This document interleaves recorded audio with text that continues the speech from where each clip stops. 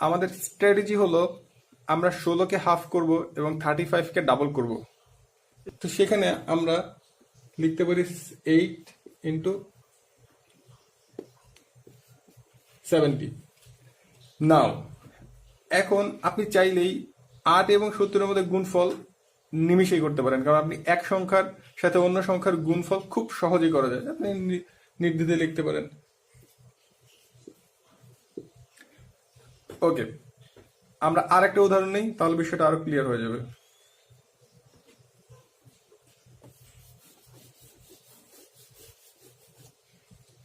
Suppose we take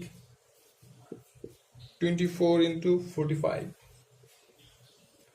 We will do the same. আমরা 24কে half করব 12, 45কে দ্বিগুণ করব 90।